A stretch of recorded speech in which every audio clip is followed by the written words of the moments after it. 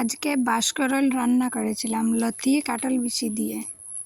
আসসালামু আলাইকুম, আমি মম হালিমা। সবাই কেমন আছেন? আলহামদুলিল্লাহ, আমরাও ভালো আছি। তো আজকে সোমবার সকাল 6টা থেকে ব্লগটা স্টার্ট করলাম। প্রথমে চা খেয়ে নিলাম বনরুটি দিয়ে। আজকে রান্না করব বাঁশকরল। এখানে বাঁশকরলটা সুন্দর করে বাইরের অংশটা ফেলে দিয়ে এনেছি, কেটে একটু লবণ দিয়ে ওটাকে কিছুক্ষণ একটু রেস্টে রেখে দেব। তারপরে কচুর লতিটাও সুন্দর করে ছিলে নিব, আর কাঁঠালের বিচিটা এখানে চেঁচে নিচ্ছি একটু শিলবাটা দিয়ে।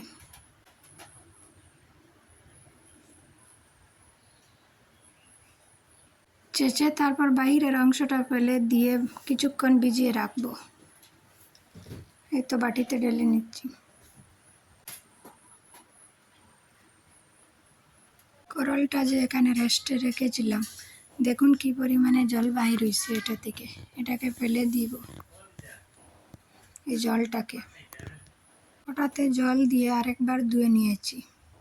এই তো তারপর রান্নাটা বসিয়ে দিয়েছি। এখানে তেল দিয়ে তারপরে পেঁয়াজ রসুনটাও দিয়ে দিয়েছি। স্বাদ মতো লবণ দিয়ে নেড়ে চেড়ে নেব। একটু হলুদের গুঁড়াও দিব এখানে। তারপরে এই তো কাঁঠালের বিচিটাও দিয়ে দিলাম।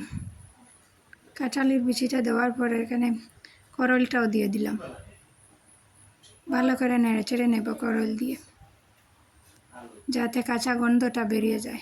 তারপর একটু সামান্য জল দিয়ে দিলাম সিদ্ধ হওয়ার জন্য। অর্ধেক সিদ্ধ হওয়ার পরে তো কচুর লতিটাও এখানে দিয়ে দিলাম। তারপরে মাছ দিয়ে পরিমাণ মতো ঝোল দিয়ে দিলাম। তারপরে এই যে সস পাতাটাও এখানে কেটে দিব। এটা যে কোনো রান্নাতে দিলে টেস্টটা ভালো আসে। থাকলে আমি দিই, না থাকলে দিই না। তারপরে এই তো ফাইনালি আমার বাঁশকরলটা হয়ে গেছে। তারপর এখানে পালই শাক নিয়ে নিয়েছি।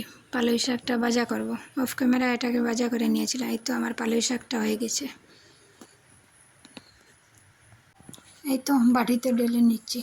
এখানে ভাত খাবো।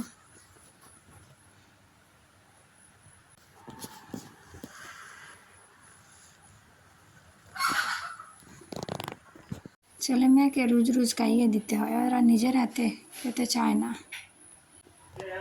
মেয়েকে খাওয়াতে এত টাইম লাগে, ও মুখে নিয়ে বসে থাকে, ও চিবাতে চায় না। ওকে বলে বলে চিবাতে হয়। তো আজকের ভিডিওটা এখানে শেষ করব। ভালো লাগলে একটা লাইক করবেন। এরকম ভিডিও দেখতে চাইলে আমার চ্যানেলটাকে সাবস্ক্রাইব করে রাখতে পারেন। আল্লাহ হাফিজ, আসসালামু আলাইকুম।